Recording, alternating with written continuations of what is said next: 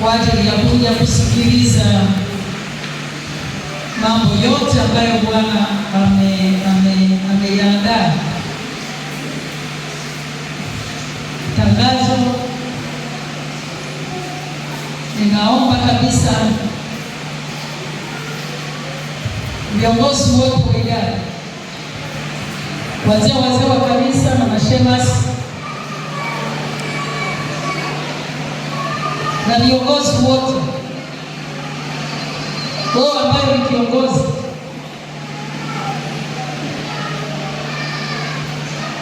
tutakutana. Naomba kabisa,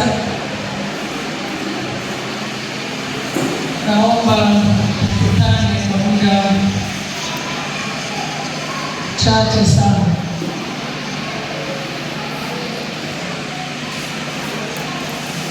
Na tutakuwa tena kuwa na ibada moja. Kuna mambo mengi ya kufanya jioni kwa ajili ya maandalizi yetu ya mkutano. Kuna mambo mengi, kwa hiyo ninakuomba kabisa kamati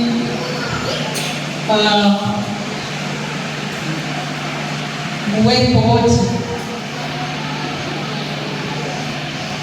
Anatamani nikutane na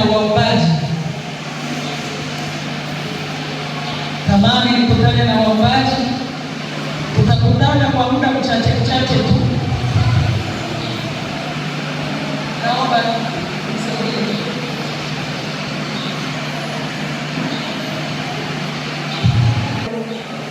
Asanteni. Baba, katika jina la Baba na Mwana na Roho Mtakatifu, Mfalme wa falme, wewe ni Mungu mkuu, unaweza, unastahili. Tunajikabidhi kwa jeshi, tunakupenda Yesu. Asante kwa watumishi wako wote uliowaumba kwa sura, umewaketisha kwa ajili yao na kitu cha kufanya kwa ajili yao. Asante Mfalme wa amani, na wakabidhi mikono. Tunaenda sasa kukusikia na ukutii. Roho Mtakatifu kafanyike kuwa kiongozi na mwalimu. Mfalme wa amani, tusaidie, tulinde.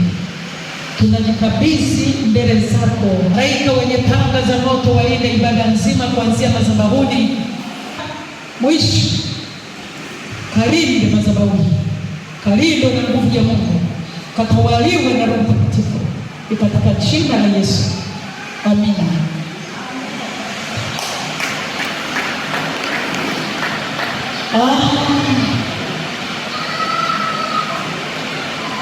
Asante watumishi wa Mungu. Bwana asifiwe. Upo jamani? Wangapi wanampenda mchungaji?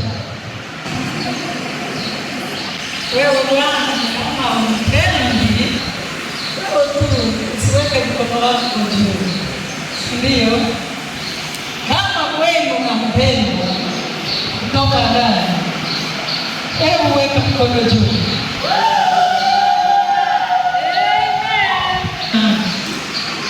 Mungu akubariki, nitia moyo. Hapo unajua kwamba unampenda. Kiwa unampenda mtu lazima umjali, si ndio? Kimpenda lazima umjali. Kabla sijaendelea, leo tutafanya maombi.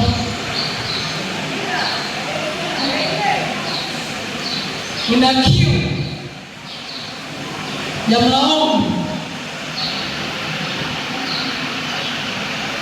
Nimechukua siku za kadhaa, niko kwenye maombi.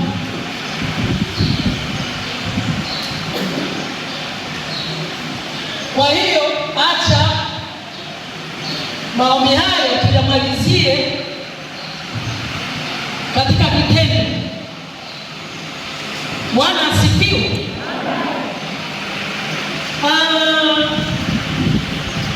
Ninakuomba ushirika wa hapa.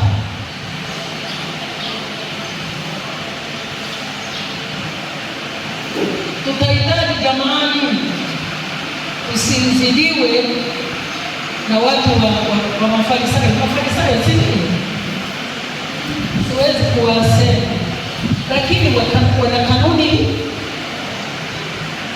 Na si hiyo tu, hata kipindi cha Yesu wakati amezaliwa walikuwa watu wanahesabiwa.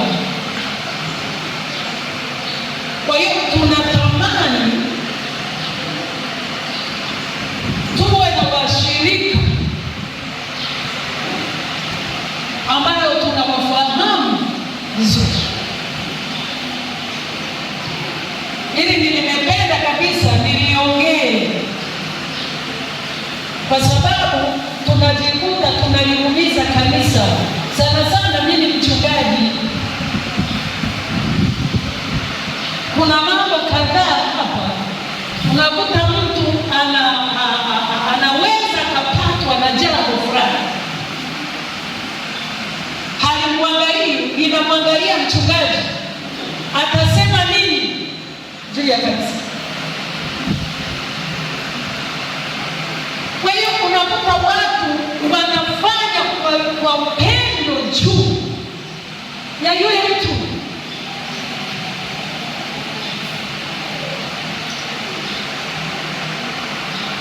Lakini baadaye nakutenda,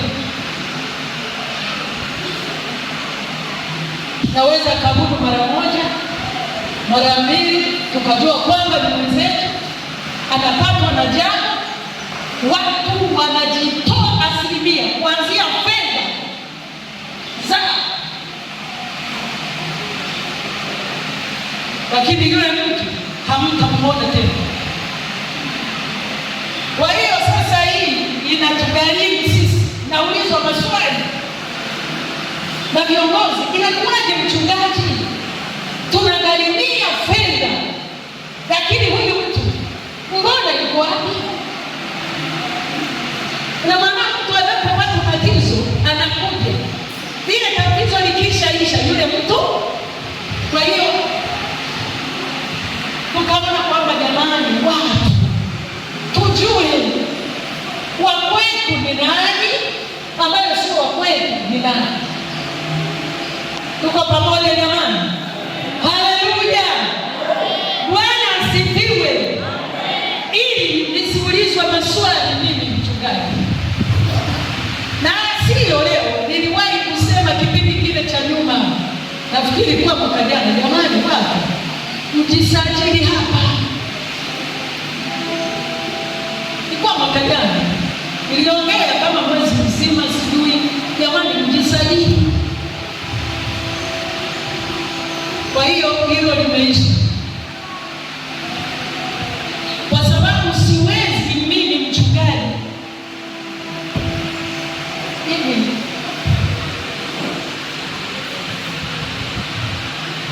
Najua tunaumia sana. Naomba hili niliongea kabla sijaingia kwenye neno, kwa sababu nataka nituone majeshi leo, mjiandae leo usimama. Bwana asifiwe. Ni kweli kabisa. Ninaomba msikugombanishe washirika. Mimi siwezi nikawa nakusikia unakuja hapo na abudu, kesho nakusikia kwa mtu na abudu, kesho nakusikia unakuja hapa, kesho nakusikia unaenda sehemu fulani. Nikikusikia nakupenda.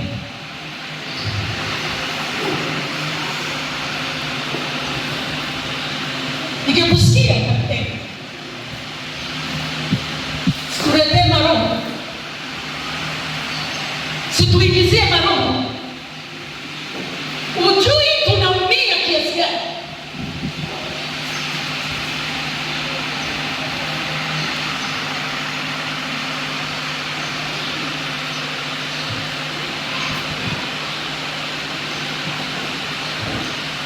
Ninaomba viongozi tusiondoke wa idara, kwa sababu tukiisha kaa, najua kwamba wazee wa kanisa watakaa na makundi yao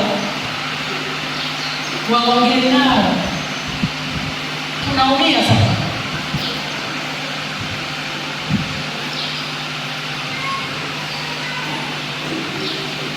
Na kurudisha kwenye neno. Haleluya. Bwana asifiwe. Tunarudi sasa kwenye lengo na kurudisha kwenye lengo. Tunaenda kuomba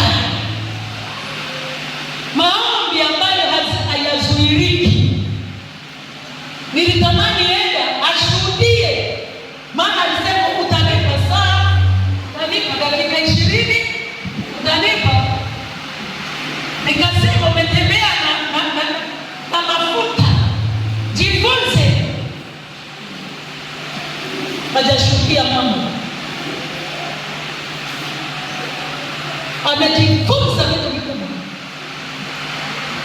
ameona mambo mazito huyu, na Mungu amefanya kitu kikubwa. Siwezi kusema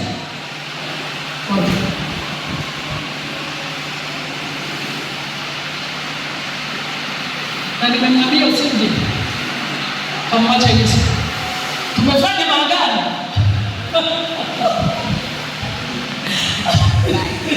nikamwambia kamata mkono, akakamata. Namwambia tumefanya maagano. Ameshuhudia nguvu za giza, uchawi waliokuwa wanaleta.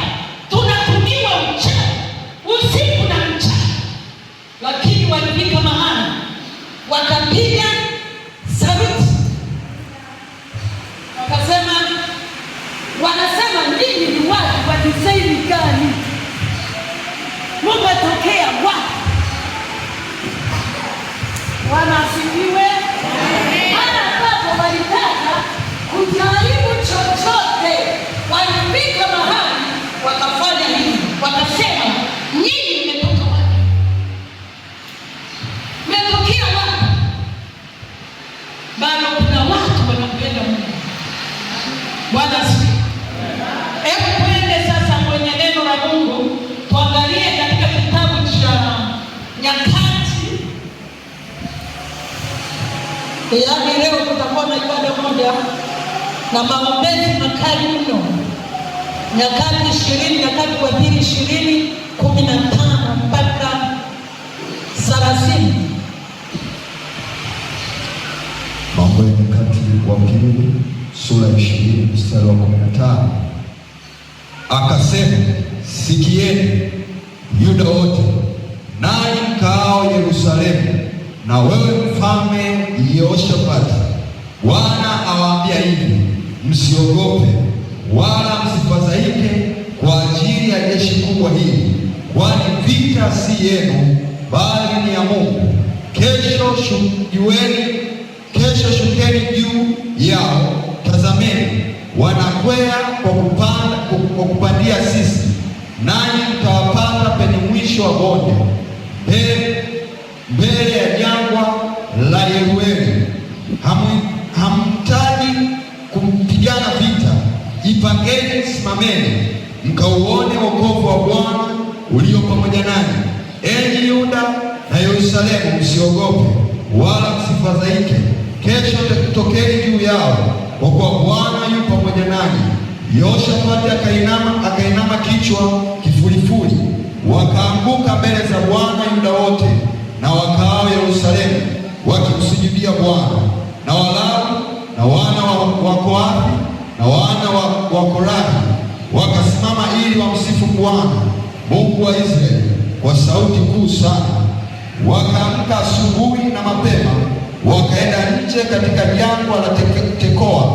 Nao walipokuwa wakitoka, Yehoshafati akasimama akasema, nisikieni enyi Yuda, nanyi wenyeji wa Yerusalemu, mwamini Bwana Mungu wenu, ndivyo mtakavyothibitika. Waamini manabii wake, ndivyo mtakavyofanikiwa. Naye amen.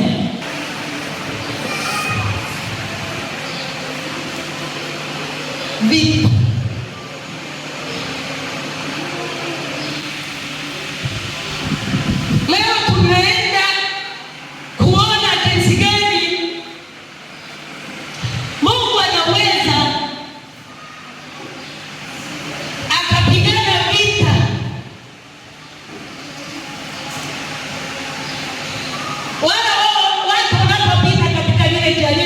unaloliona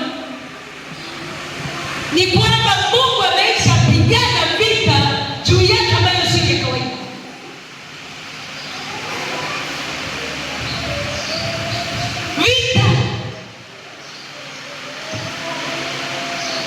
Vita ni vita.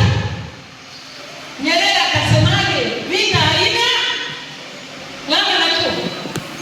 Nyerere akasema vita haina macho.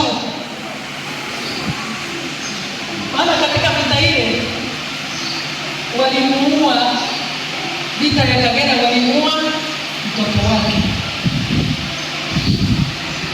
Alikuwa mwanajeshi. Wakamuua katika vita. Akasema vita haina macho. Vita ni vita. Usizarau vitu unayoiona mbele yako. Usizarau chochote unachokiona mbele yako.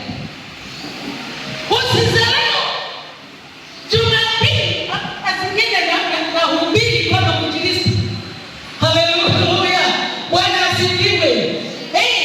Yeye huwa anahubiri katika Jumapili nilifundisha nilihubiri, lakini naona nilihubiri. Wanajijua. Vita haina macho. Na kama wewe mwana wa Mungu ambaye upo una safari ya kwenda mbinguni, yani simama kama, yani angalia, macho yako yaangalie mbele. Angalia mchezo ulioko kati yako na shetani. Unachezwa vipi? Upande wako, upande wa maisha yako wewe mwenyewe, upande wa familia, upande wa uchumi, upande wa afya yako. Angalia yani nini kinachoendelea upande wa uzao wako. Usiangalie tu pande moja. Na unahitaji usimame wewe kama wewe. Usisimame yani na silaha umeielekeza sehemu moja. No, usielekeze yani sehemu moja silaha. Hakuna. Hivi unaangalia mama yetu yule rais. Unamwona rais wetu anapokuwa na mabodyguard. Haleluya. Yani wanaangalia, wanakaza macho, wanaangalia huko, wanaangalia kule, wanaangalia hivi. Bado wamevaa mawani ambayo yanaangalia mbali, yanatazama mbali. Ile yanani mawani yao yana uwezo, yana kamera ndani yake. Kama watoto hawalii usitoke nje. Shetani anaweza kukutenda hivi. Haleluya. Bwana asifiwe, Bwana asifiwe, Bwana asifiwe. Mawani yana kamera. Wana peni ndani yake tayari zinachukua sauti. Bado masikio yao yanaangalia sehemu zote. Kuona kwamba yani inaweza ikatokea lolote. Inaweza ikatokea. Yani tuwe tayari na bado wana silaha. Haleluya. Bwana asifiwe. Niliwahi kutembea na mtu kabisa, kumbe na silaha. Tunafika kwenye tukio, anasema yani mimi naweza nikaua mtu. Alikuwa mwanajeshi. Captain, naweza nikaua mtu. Naweza nikaua mtu. Nimetembea nimetoka naye nyumbani. Ninafika kwenye tukio, yeye anakuta wale wahalifu, anasema naweza nikaua mtu. Naweza nikaua mtu. Nikamwambia wewe, utaua kwa ngumi,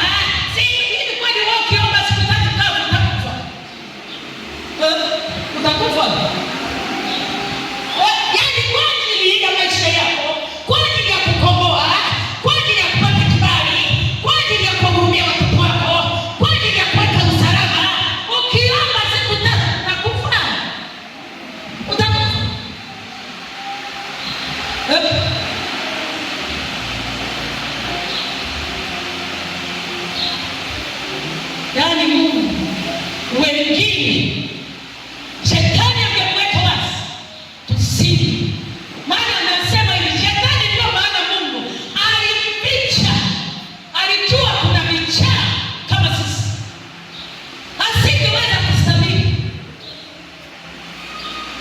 Alijua kuna vichaa kama Golgotha. Tuna safari ya kwenda mbinguni. Vita yako unaielewaje? Vita yako wewe mwenyewe unasimamaje katika vita yako?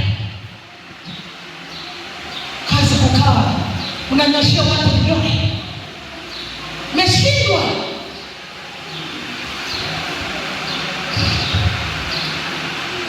Twende katika kitabu cha Kumbukumbu sura ya kwanza na mstari wa 19.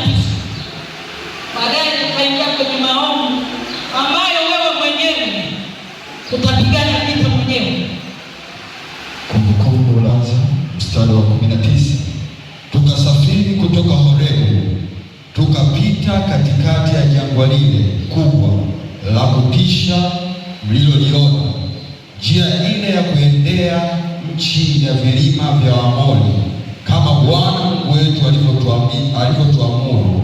Tukafika Kadesh Barnea, nami nikawaambia, mmefika nchi ya vilima vya Waamori anayetupa sisi Bwana Mungu wetu. Tazama, Bwana Mungu wako ameweka nchi mbele yako. Haya, panda itamalaki, kama Bwana Mungu wa baba zako alivyokuambia. Usiogope wala usifadhaike. Nanyi mkanikaribia kila mmoja wenu, mkasema, na tupeleke watu mbele yetu, ili watupelelezee nchi na kutuletea habari za njia itupasayo kuipandia na za mji tutakayoifikia. Neno hili likanipendeza sana. Nikatwaa watu 12, mtu mmoja wa kila kabila, nao wakageuka wakapanda mlimani, wakafika bonde la Eshkoli, wakalipeleleza. Wakatwaa baadhi ya matunda ya nchi ile mikononi mwao, wakatuletea huku chini, wakatuletea habari tena, wakasema, nchi hii anayotupa Bwana Mungu wetu ni nchi njema. Mepewa nchi uitamalaki. Umepewa nchi ambayo ni maeneo yako, ni uzima wako, ni afya yako. Wewe mwenyewe umepewa nchi.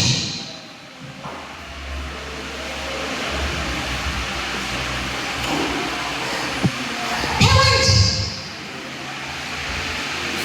Shetani anahila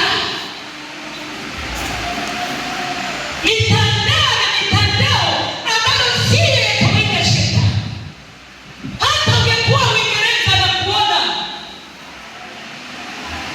kwenye kamera zake, shetani anakuangalia,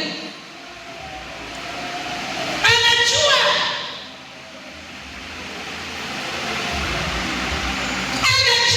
maisha yake, anayajua shetani, maana ni roho.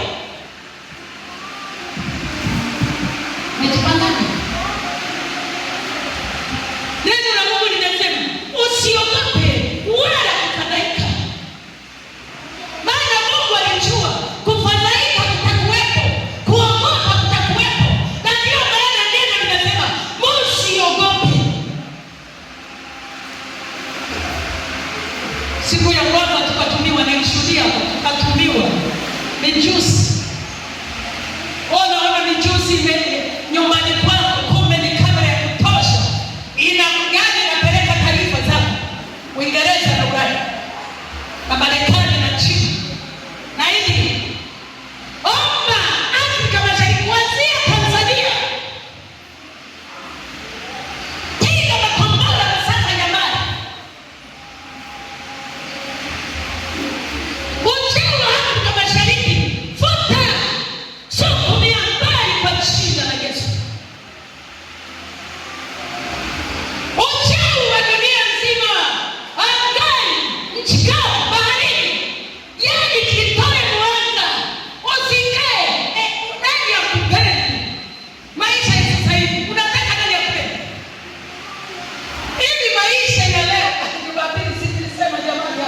Nikasema ila mimi napenda watu. Bwana asifiwe.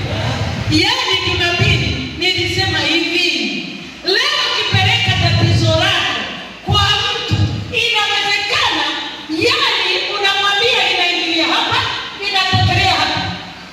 Hana msaada kwako. Huyo anayemwambia shida yako hana msaada kwako. Ni wakati wa nyakati za hatari, ni nyakati za mwisho. Muelewe hivyo wana wa Mungu kanisa. Msaada leo hii umetoa, yani unapatikana sehemu moja tu, kwa Mungu mwenyewe. Ndiye anaweza kutoa msaada, ndiye anaweza kukupigania, ndiye anaweza kukuponya, ndiye anaweza kukuhurumia. Mungu mwenyewe.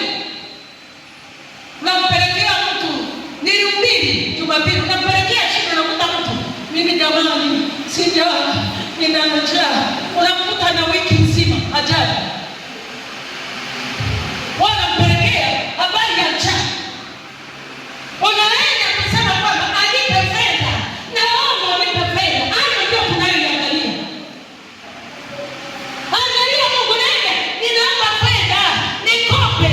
Unamuona, unaweza kama kasema jamani, matumaini yangu naweza nikayapeleka hapa. Shetani atacheza na akili yako mpaka ushangae. Unataka Freemason wanakuja basi. Unataka vipi? Ni kipindi cha kusimama kwa miguu yako mwenyewe.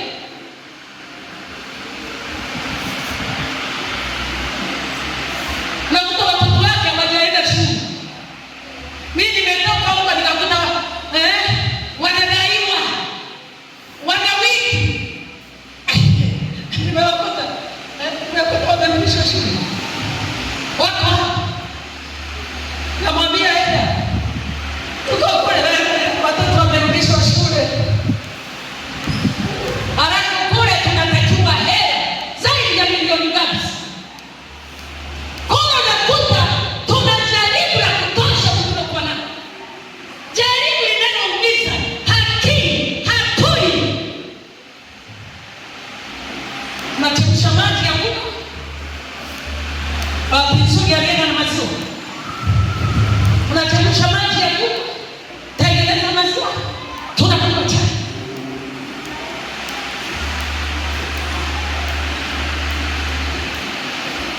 Jilinde. Usimlaumu mtu kwa sababu hajakupa kitu unachokihitaji. Usikae kwa malengo ya kunungunika. Ukienda kwa mtu kama atakusaidia, hiyo ni vita. Sasa ukimtegemea mwanadamu, Biblia inasema usimtegemee mwanadamu. Ukimtegemea mwanadamu sana sana, Mungu anaweza kabisa ukamwendea, ana fedha, anaye, lakini asikupe. Je, utafanya nini? Utafanya nini? Bado niko kule kule. Nikasema sasa Mungu inakuaje mimi? Fedha ni nyingi, nitaipata wapi? Ili mtoto aende shule. Na kule tulipo tunahitaji fedha nyingi. Tunafanyaje? Nikaletewa message kwamba Mungu amefanya. Haleluya! Bwana asifiwe. Kila jaribu lina mlango wa kutokea. Mungu amefanya.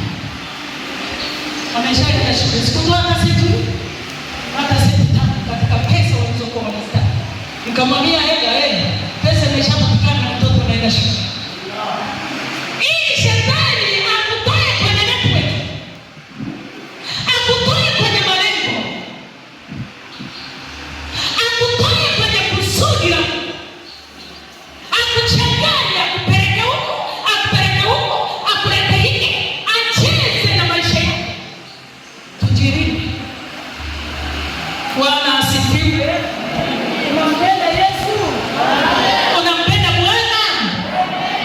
Mathayo 14:30.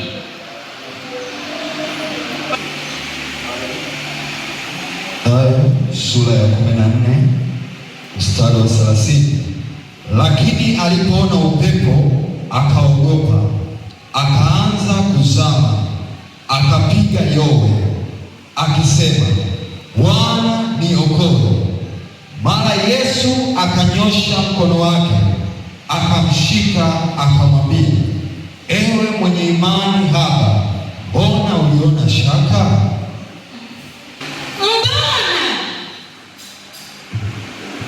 Mwanzoni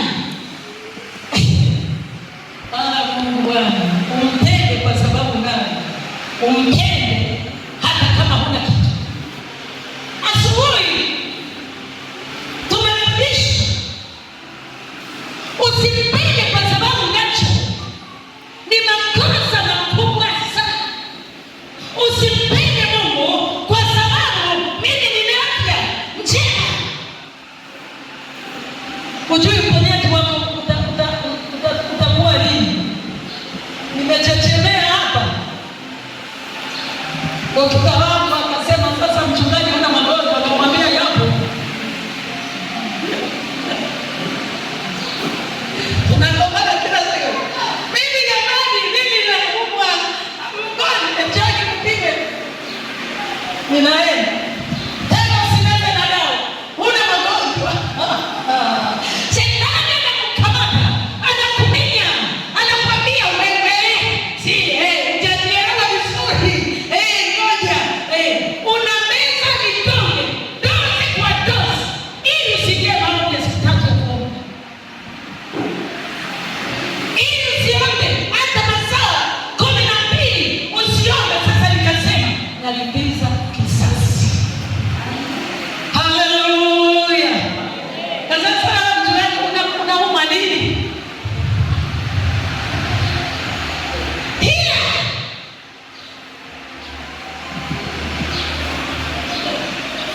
Unajua mpaka vidonge nilimtupa ya sukari.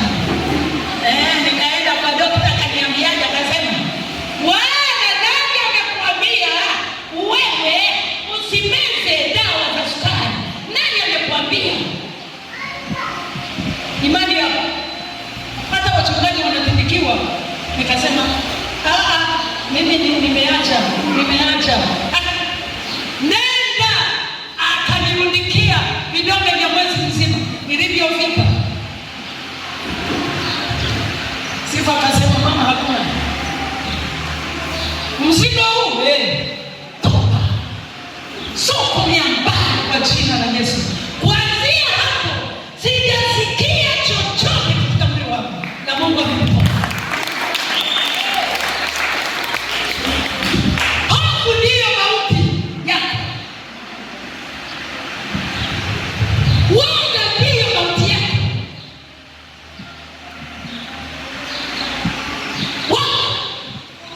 Nilishapinda mgongo. Unaenda nini? Sasa hivi nilikuwa niko mzaa hapa jamani.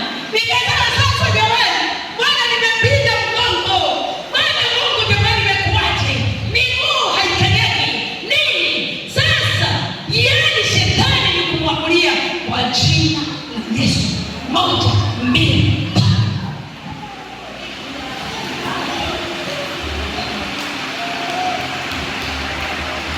Wanasikiwe imani. Akamwambia njoo, tembea katika maji. Alivyotembea akaweza kutembea, akaweka wanafunzi wa Yesu. Akaona shaka, akaogopa. Alivyoogopa imani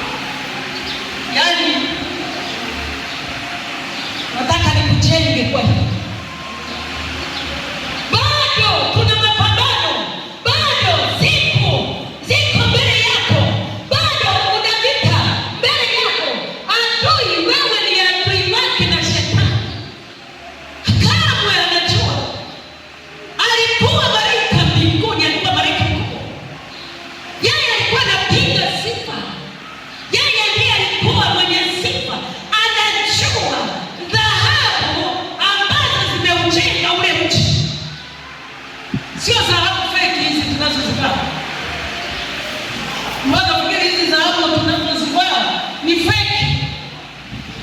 Dhahabu safi, vito vya thamani vya gharama ndio vinajenga ule mji. Mpaka leo hii bado unajenga. Shetani haja kuachia.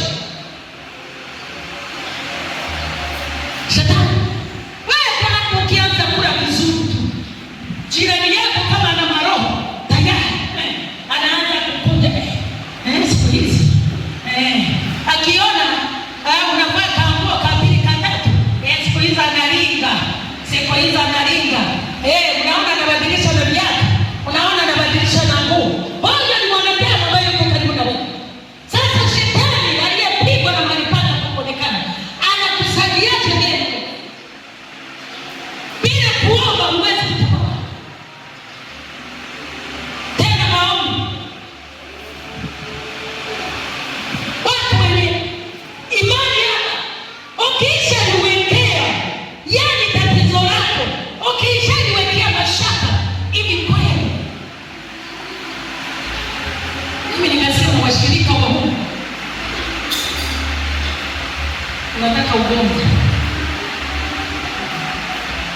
Umeona matendo makuu ya Mungu. Siwezi kuzani kama mtu unaweza ukachanganyikiwa na chochote kile.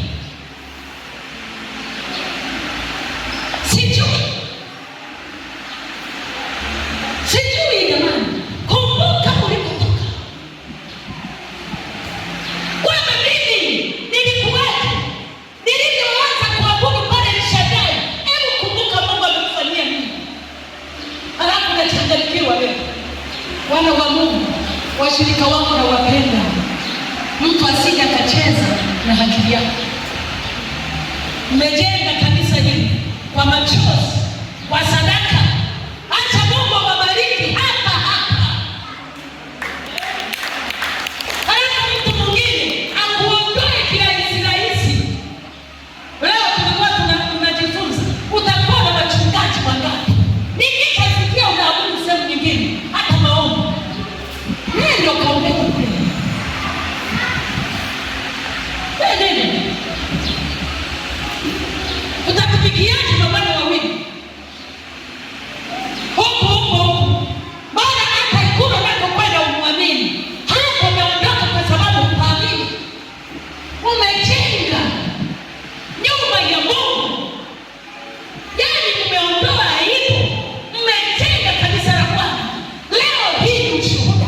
Eti leo shetani akuondoe hata kupeleka sehemu nyingine. Pole. Nakupa pole. Maana baraka zako zinakuja. Haleluya. Bwana asifiwe. Haleluya. Unampenda Yesu? Acha kabisa. Tunaenda kumiliki mabilioni ya fedha.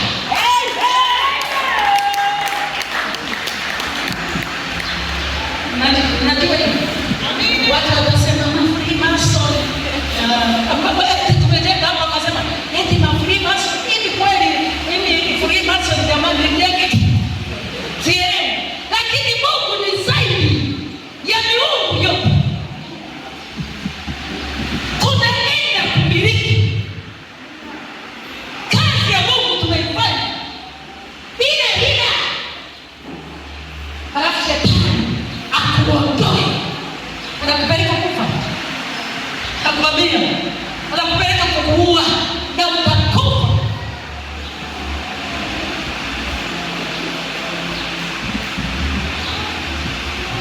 Mathayo, tuangalie katika kitabu cha Isaya 41 10 mpaka 14. Isaya 41 mstari wa 10 mpaka 14. Usiogope kwa maana mimi ni pamoja nawe. Usifadhaike kwa maana mimi ni Mungu wako. Nitakutia nguvu na nitakusaidia. Na wote waliona na nitakushika kwa mkono wa kuume wa haki yangu. Tazama, wote walioona hasira juu yako watatahayarika na kufadhaika, watu washindanao nawe watakuwa si kitu na kuangamia. Utawafuta wala hutawaona, wale wapiganao nawe watakuwa si kitu, watakuwa kama kitu kisichokuwa, wale waliofanya vita juu yako. Kwa maana Bwana Mungu wako nitakushika mkono wako wa kuume, nikikwambia usiogope, mimi nitakusaidia. Usiogope Yakobo uliye mdudu, nanyi watu wa Israeli, mimi nitakusaidia, asema Bwana, na mkombozi wako ni mtakatifu wa Israeli. Hivi jamani, mniandike hayo iwe mawe ya kumpiga Goliath. Hayo ndio maana neno la Mungu lina nguvu yake. Neno la Mungu linatutegemea. Neno la Mungu linampa. Nitakushika. Usiogope. Acha watu watayarike kwa ajili yako. Ifike Mungu akuhakikishe. Aseme kweli. Sasa hivi tunamdai Mungu. Alitudai sisi tumefanya. Na sasa ni madai yetu sasa. Ni zamu yetu sisi kumdai Mungu. Oh! Haleluya! Bwana asifiwe. Bwana apewe sifa. Siwezi kuongea. Huyu mtoto akamdai Mungu. Tuliko kwenda. Akamwambia Mungu haiwezekani. Haiwezekani Mungu. Ninataka 1, 2, 3. Mchungaji nataka 1, 2, 3. Mimi jamani nataka 1, 2, 3. Mungu akafanya tukiwa pale pale. Mungu amefanya mambo ambayo sio ya kawaida. Kamwambia bado mdogo. Sasa unaenda kumiliki ndege. Bwana asifiwe. Yaani Biblia inasema kuna kufadhaika na jambo lolote. Shetani anajua, anafahamu, hakuna kuogopa wala kufadhaika kwa chochote. Yaani iwe ni elimu yako, iwe ni mume wako, iwe sijui ni kitu gani, iwe ni kazi, iwe ni ndoa yako, lazima tumshughulikie kwa jina la Yesu. Yatosha. Yatosha. Na sisi wenyewe tushuhudie. Si ndio? Kila mmoja awe ashuhudie muujiza wake. Baba Mungu. Siku ile wakati naikamata ile nyumba naisukuma. Kamata ile nyumba watu wananicheka. Mchungaji angalia anataka kwenye kinyumba. Yaani sasa hivi nimeshaanza kuichukia ile nani. Nasema hapa iko kufikisha panatosha. Nikakasirika. Watu wanasema mchungaji, hivi watu wanapita nje, wanaangalia kitanda, wanaangalia miguu. Nikaenda nikaikamata ile nyumba kwa jina la Yesu. Wewe nyumba na kubomoa. Wewe nyumba na kuchukia. Wewe nyumba na kusukuma. Kwa jina la Yesu na kusukuma. Nina nyumba ya vyumba vitatu. Akaja Mungu akamleta mfadhili mmoja. Kasema nataka niende kwa mchungaji. Anafika kwangu. Anamwambia, sijajua ni nani. Kumbe ni mtu mkubwa serikalini. Na ndiye anamlipa rais. Fedha anazozipata rais zilikuwa zinatoka. Yeye ndiye alikuwa anatoa mshahara. Mimi sijui.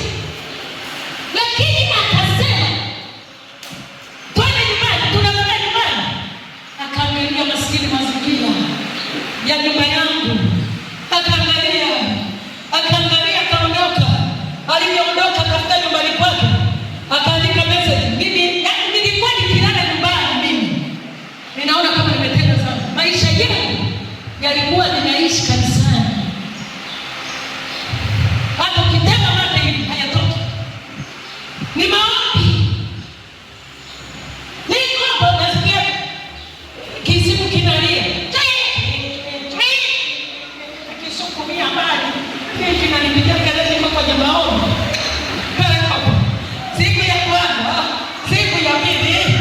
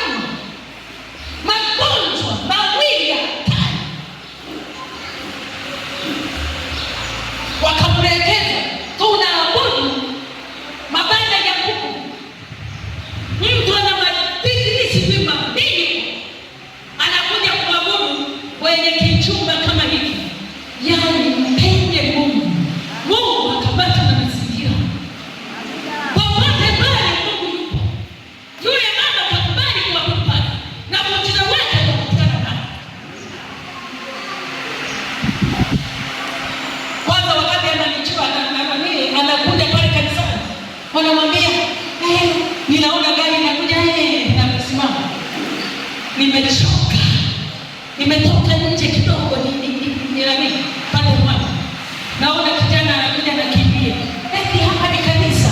Nasema kanisa. Tumekuta mchungaji ni mimi, niko hoi, nguo za kupauka, sijaoga, sijui nani. Mchungaji yupo, nasema yupo. Hata kwa hiyo katani nilikuwa nikafikiri mchungaji yuko na mchungaji yupo. Mungu yuko ndani. Haleluya. Bwana asifiwe. Usimsahau mtu kamwona mtu kamsahau. Mungu yuko ndani. Na wewe ukamwona mtu amechakaa, ukamwona mtu wako anapendana.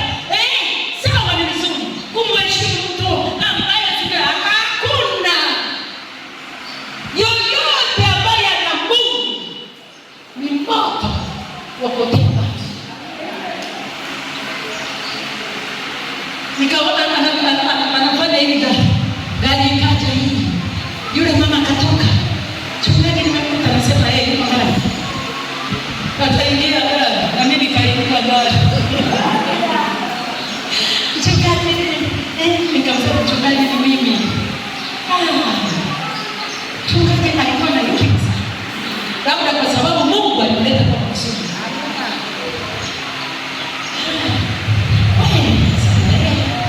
Tukaongea hapo, akasema nimeagizwa kutoka Sinza nitafute kanisa hili, nitaabudu hapa. Akamwambia sana, akaondoka, akasema naondoka, nitakuja siku ya Ijumaa. Akaja, alivyokuja akatoa sadaka, sikalitoa, akatoa 2,000. Sasa mimi 2,000 jamani, mimi nilikuwa naongaga jamani, kwa sababu sadaka kitoka katika sadaka kitoka hapo.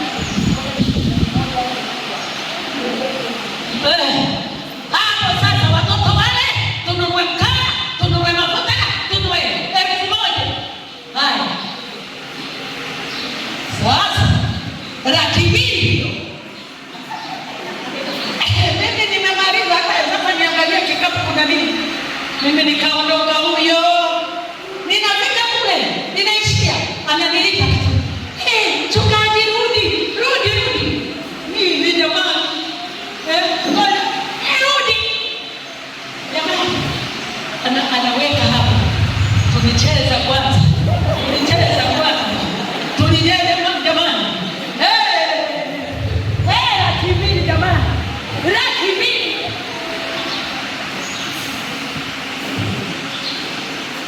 Muujiza. Baada ya hapo ndiye akahitaji kwenda nyumbani kwake. Alipofika kwangu akaanza kupiga mahesabu ya ile nyumba. Ndiye anasema akaandika message, ninaomba unipe gharama ya kujengea nyumba. Amekuja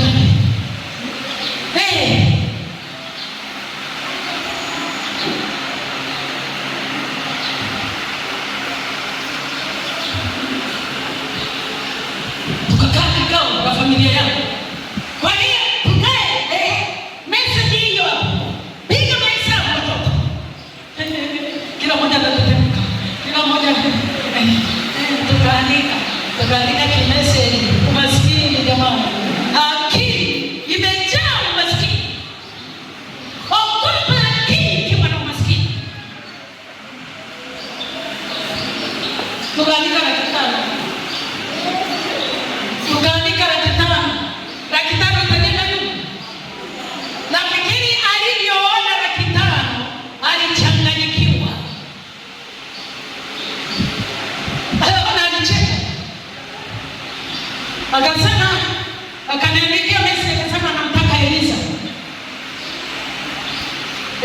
kaenda kule Azini, akamkuta, akampa milioni, si tumeomba 500,000, akampa milioni 5. Akaja nazo Akamwambia usifungue, ndio. Akatanaza mpaka pale nyumbani. Anasema mama, nimepewa bahasha hizi, huko na nini? Nilizimwaga kitandani.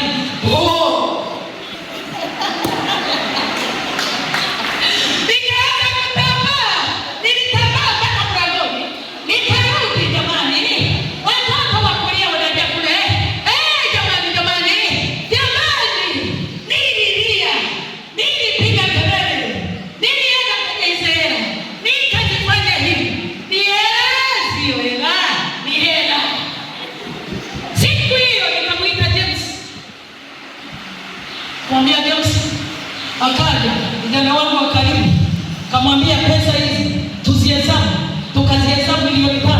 Kamwambia nataka kujenga nyumba, matofali, kenchi, jimsa, nini, sejeni tunai.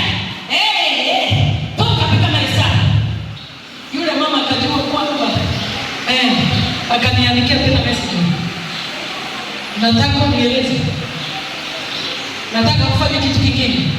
Hiyo nyumba nikatumiwa pesa. Kanitumia tena milioni 4. Mimi nikasema nyumba ile imesimama, ile nyumba. Sasa ile nyumba nimeshamwambia Mungu, hii imepitwa na wakati. Imenitunza mpaka hapa. Nahitaji. Na tumeshaifikia. Na amani tayari. Haleluya! Bwana asifiwe. Tunaenda kuondoa roho ya maskini kwenye akili. Usione hivyo hivyo. Usione jinsi hivyo. Yaani chochote unachokiona, hebu kiondoe, kikatae. Tena sema nacho, baada ni roho inakusemesha. Namwambia wewe hutoki. Wewe hakuna. Mwambie haiwezekani. Mungu ni zaidi yako shetani. Sasa hapa naona sasa tuingie kwenye vita. Maneno somo hili litaendelea siku zinazokuja. Ili tumalizie hapa, hebu tuangalie Mathayo sura ya 8 na mstari wa 17. Mathayo sura ya 8 mstari wa 17. Ili litimie lile neno lililonenwa na nabii Isaya akisema, mwenyewe aliutwaa udhaifu wetu na kuyachukua magonjwa yetu. Naye Yesu alipoona makutano mengi wakimzunguka, aliamuru kuvuka kwenda ng'ambo. Mwandishi mmoja akamwendea akamwambia, Mwalimu, nitakufuata kokote uendako. Yesu akamwambia, mbweha wana pango na ndege wa angani na viota. Hebu rudia 8 na mstari wa ili litimie. Mathayo sura ya 8 mstari wa 17. Ili litimie lile neno lililonenwa na nabii Isaya akisema, mwenyewe aliutwaa udhaifu wetu na kuyachukua magonjwa yetu. Tunaenda kuombea vipi? Magonjwa sio eneo letu. Magonjwa sio sehemu yako. Tunaenda aliuchukua udhaifu. Alichukua udhaifu. Mathayo 9:36. Mathayo sura ya 9 mstari wa 36. Na alipowaona makutano aliwahurumia, kwa sababu walikuwa wamechoka na kutawanyika kama kondoo wasio na mchungaji. Ndipo alipoambia wanafunzi wake, mavuno ni mengi, lakini watendakazi ni wachache. Bwana wa mavuno apeleke watendakazi katika mavuno yake. Tunasema na alipowaona makutano aliwahurumia, kwa sababu walikuwa wamechoka na kutawanyika kama kondoo wasio kuwa na mchungaji. Mungu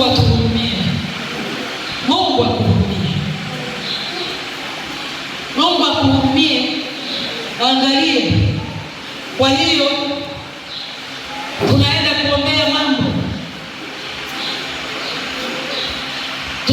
kuombea mambo, ambayo yanatesa maisha yetu. Watu leo wana machungu. Unakuta mtu unaweza ukamsalimia, Bwana asifiwe, asikuitikie.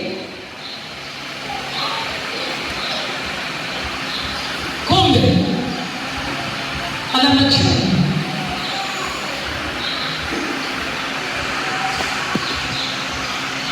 Kwa hiyo kwa kwanza taenda sasa kwenye maombi. Wakati juzi niko hapa kwenye maombi usiku, mekaa hapa nimelala.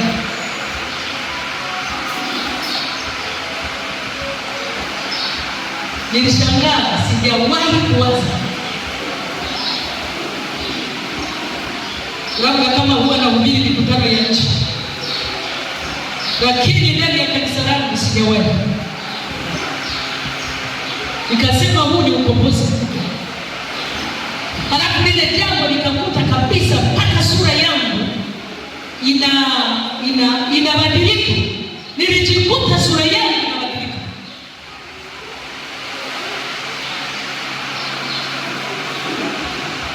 Hili jambo nikajua inawezekana kanisani likawepo.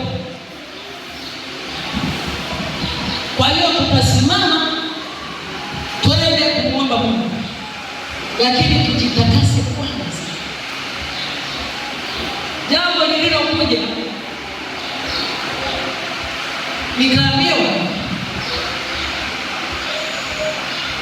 watu wanapaswa kutubu kabisa. Nikawa najiuliza, tubu nini sasa? Mbona kila siku tunatubishwa? Nasema wengine wametoa mimba, wengine wametoa mimba, hawajawahi kuomba msamaha, wameua roho za watu. Mbili, sasa hiyo usije ukanifikiri liko kwa mwanamke tu. Sio wewe uliwahi kumbebesha mwanamke, binti, mtoto wa watu, ukambebesha mimba, ukamdanganya utamuoa, usimuoe.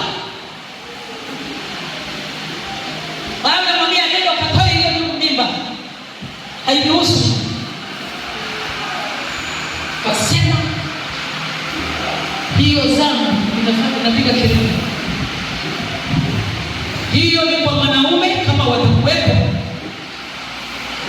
waitu. Wanawake kama mabinti wako wamefanya vitendo hiki, inabidi kabisa watu zamini. Rapi, unachumbiwa na wanaume. Ninaambiwa hivi, yaani na sura yangu kabisa mpaka imebadilika. Hata unaweza kunisemesha nisije kujibu. Nimetoka sasa, niko rohoni. Wengine wamechumbiwa, wasichana ndani wamechumbiwa, wakawakataa wanaume. Na nikaanza kuambiwa fulani fulani fulani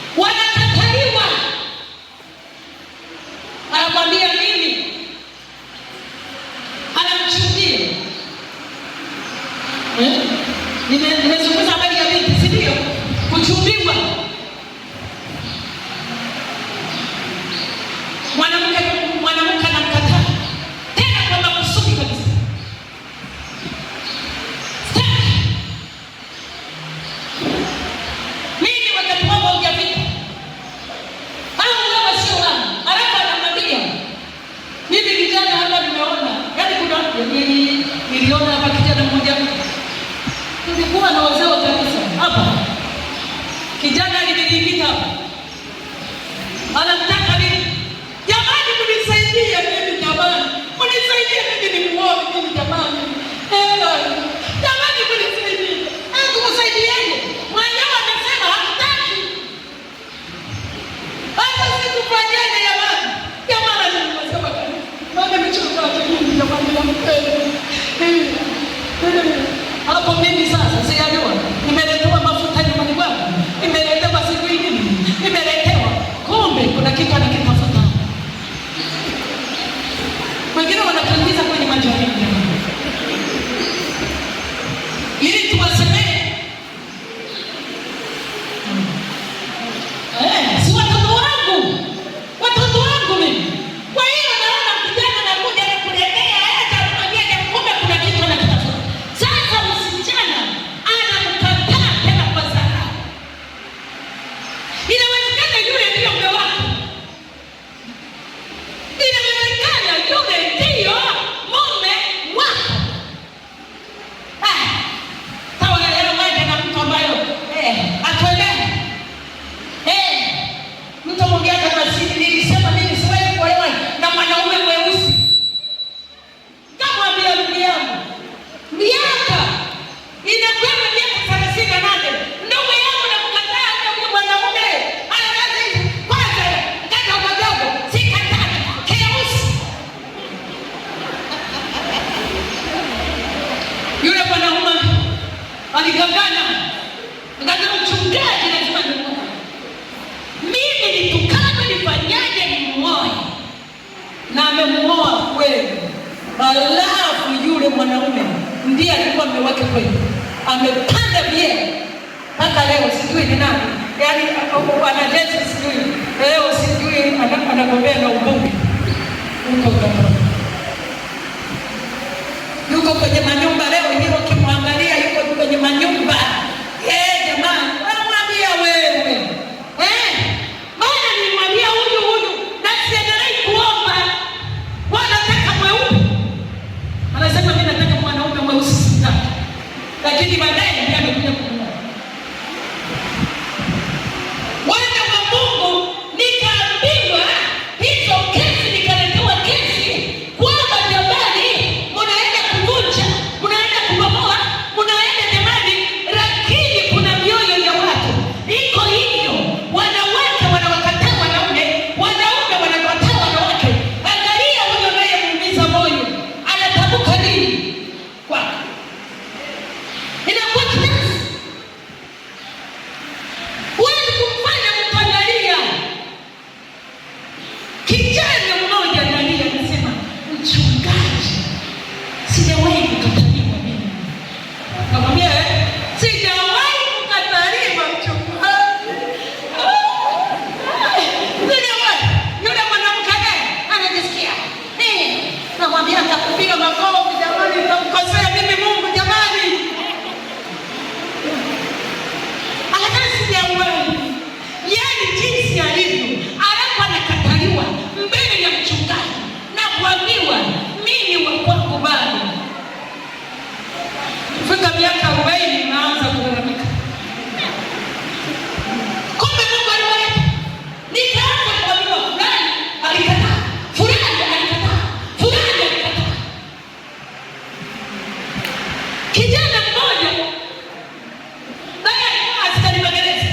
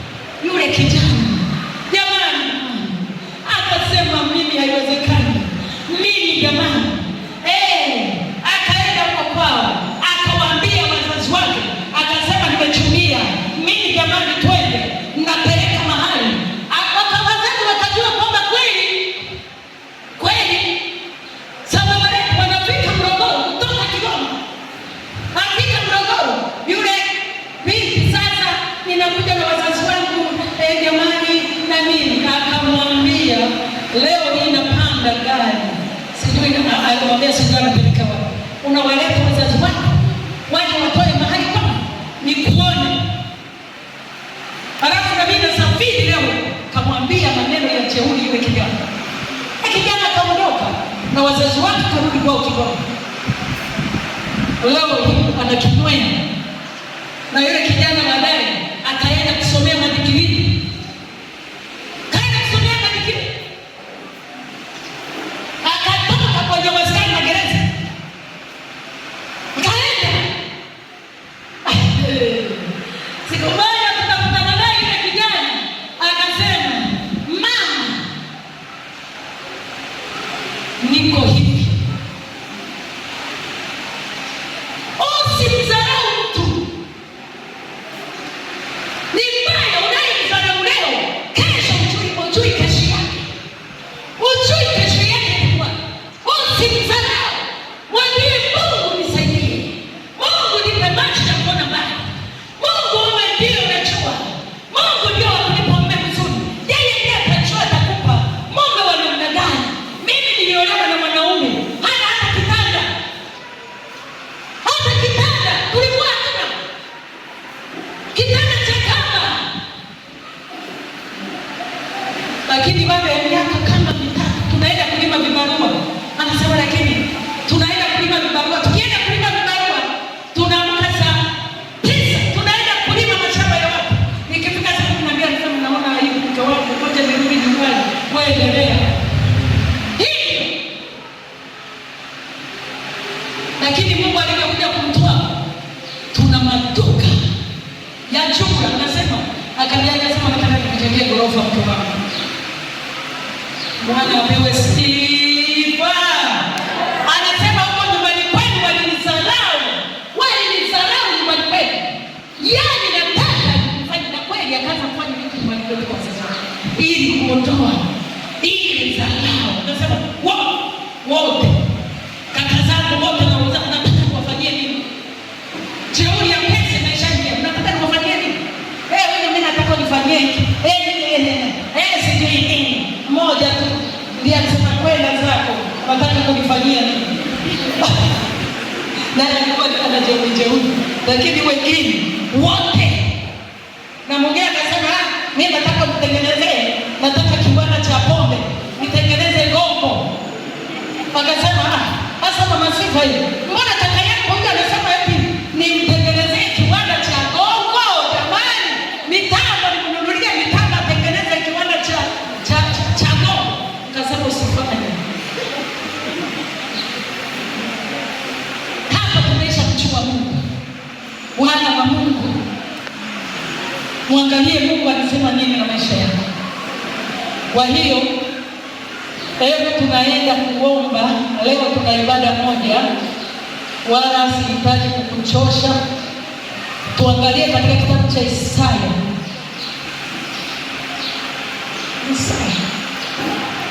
Yeremia 4:14. Pia sura ile ya 4 mstari wa 14. Ee Yerusalemu, jioshe moyo wako usiwe na uovu, upate kuokoka. Mawazo yako mabaya yatakaa ndani yako hata lini? Jioshe, jisafishe. Tunaenda mbele za Mungu. Kama kuna kitu kwako, mwambie Mungu nihurumie tu. Akawahurumia. Sasa anasema Yerusalemu, jioshe.